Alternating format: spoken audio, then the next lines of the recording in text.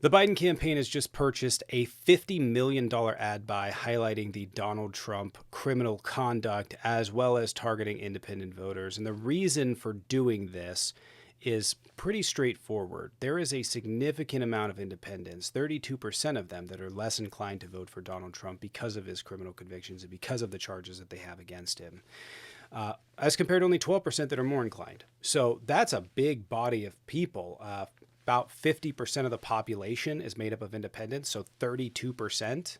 If Joe Biden can move just a small percentage of the independents towards him, he can win, and he can win in a landslide. The thing about Donald Trump is not getting any more popular. He peaked at 42% approval rating, and that's where he has been. Joe Biden has dipped down to around 42% approval rating, and they're sitting at about the same. But the pool of people that would be willing to move is significantly more for Joe Biden. Nobody's moving. Everybody knows who Donald Trump is. Nobody's moving towards him. Nobody's changing their mind on him. They're largely made up. It's been consistent for 8 years now. He has 42% approval rating. So Joe Biden has to go out and find voters. Joe Biden has more voters to go out and find than Donald Trump does. Donald Trump is trying to target Middle Eastern descent voters and Muslim voters in Michigan to try and turn them to vote for him because he doesn't have a whole lot of options as to who exactly he's going to target. Joe Biden, though, a lot of Republicans, they want away from Trump. There are a lot of independents that are undecided. And so Joe Biden knows that this criminal conduct, the criminal conviction, is a winning issue. And you don't know, you're not going to guess. The Biden campaign is not guessing that this is going to help. This is with extensive focus groups. This is with extensive testing. They know that this campaign is going to hurt Donald Trump, or at least should to a significant degree. Going into this election, a lot of people have made these assumptions and made these assertions that, like, oh, the polls are tied, Donald Trump's ahead, he's winning. That may be true in the polls as of now. And it's only kind of true because in some polls they have Joe Biden up, in other ones they don't. But you have to remember, like, Donald Trump has peaked. He's not getting any more popular. This is his peak popularity. Joe Biden, however, has had more popularity. He has had more people favorable to them. And these go with ebbs and flows. These go with ebbs and flows of election cycles. And on top of that, I don't think Joe Biden has really begun the targeting of independent voters, begun the targeting of getting people out to vote, which is going to be important, right? Donald Trump, as I've talked previously on this channel, has a significant fundraising issue, but that's the problem for Donald Trump going further in this election is who is he going to find these votes? Like, where are they going to come from? They're just not there. He's not going to find some miraculous group of people. He's basically hedging on the same voters to show up and become enthused and become angry and show up and vote. But at the same time, while the convictions may boost his respective voters in his own base, it hurts him with independents. In fact, something like 65, 67% of Americans believe that the charges against Donald Trump are serious. So Joe Biden's taking advantage of that. $50 million trying to target these voters. And it's a good line of attack. It's really difficult for Donald Trump to find voters, and Joe Biden's going to have a lot to pull from him. I've talked about the fundraising issues for Donald Trump in the past. I'll just briefly touch up on them. He has a lot of bills to pay off, and he's continually moving money from his campaign funds to pay off those bills at a time when Joe Biden is putting a ton of money into it. And if you don't know anything about campaigns, as Donald Trump doesn't and as Republicans don't, they think that, like, oh, Donald Trump's namesake will get people out to vote. No. Donald Trump's namesake will get some people out to vote. It will not get the people that he needs out to vote. I think that the problem is going to be a complete lack of leadership in the Republican Party, a complete lack of even attempting down ballot politics and going after down ballot. And I think that at a time when Americans are getting more motivated to vote against Donald Trump for abortion, for the criminal convictions, for all of the other reasons, at a time when Americans are becoming demoralized to show up for Donald Trump, they're becoming emboldened to show up on behalf of Democratic policies. And I think that this is the plan, right? So we saw in 2016, Hillary's got it. She's won. Don't show up to vote. She's already won. She's got it. And that became a detriment to the Hillary Clinton campaign. In 2020, Joe Biden's way up in the polls. Don't worry about it. Joe Biden's way up in the polls. And you see a depression of Democratic voters because Donald Trump actually did better than the polls. In this cycle, though, it's different. Donald Trump is leading in the polls. And so even if these polls change going into the back half of the months, the people in the Trump camp, the independents that are right-leaning, they don't hear this.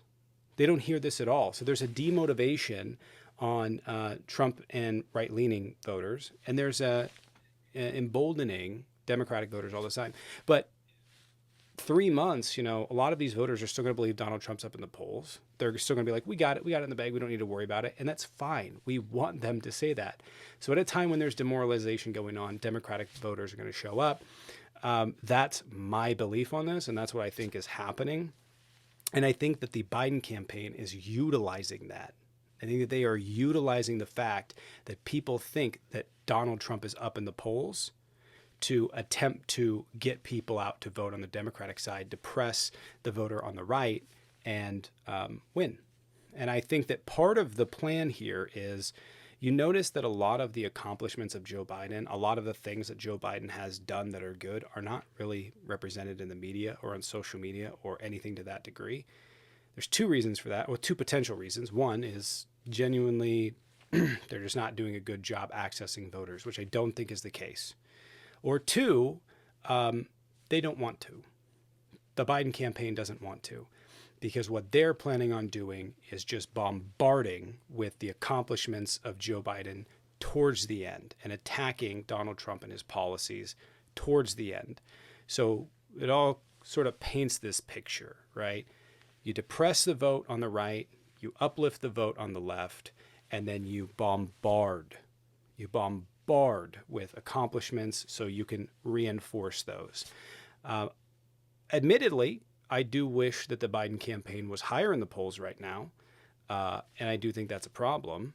However, I don't think it's an inherently bad thing if the Democrats go about this the correct way, that they allow this sentiment to build.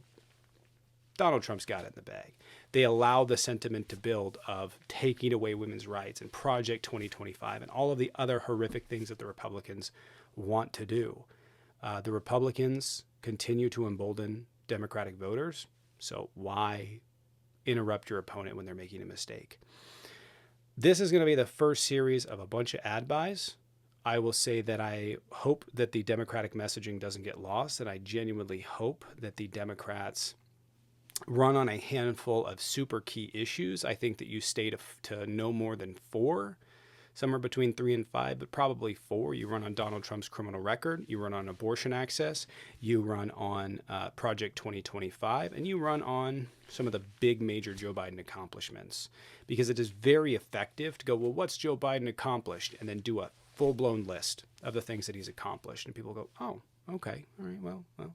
Again, a lot of this requires focus group testing. A lot of this requires people that are incredibly knowledgeable about ad buys and ad placement and the demographics and districts that ads will bleed over to and cross over to. And I think that generally speaking, Biden is not in a bad position. I think that Biden could be in a better position. Certainly Biden is not losing by the numbers that they're claiming that he's losing by. It's a pretty even race in the polls, all things considered, but the electoral math plays to Joe Biden's favor to a significant degree. And he's doing really well in the state that he needs to win, which is Pennsylvania. If he wins Pennsylvania, the electoral math for him becomes so much easier. So it's imperative that he wins Pennsylvania and take another one of the Midwest states, or both of them. And I think that because of Arizona and what's happening there with Carrie Lake running, the opposition to her, and the abortion access that's going to be on the ballot there, I think that that's going to affect. I think that that's really going to affect the people that show up. I think that Arizona goes for Biden because of that reason, that there's an undercurrent of voters that are going to show up for abortion access. And he would need Pennsylvania and 2 other states. But the Biden campaign in this is certain. They're not going to spend $50 million, to show that nothing. But we need to pay attention to the polls now and start paying attention to the polls and those ad buys and where they're going out and seeing sort of what is the outcome. And there is a lag time in the polling there. So in the next 3 weeks to a month, we should have a clearer picture. So mid-July is when we should really start piecing together the pictures. That's when people are going to start paying attention. That's when the debates are going to happen. And that's when you're going to see the lines of attack coming out and which way they go.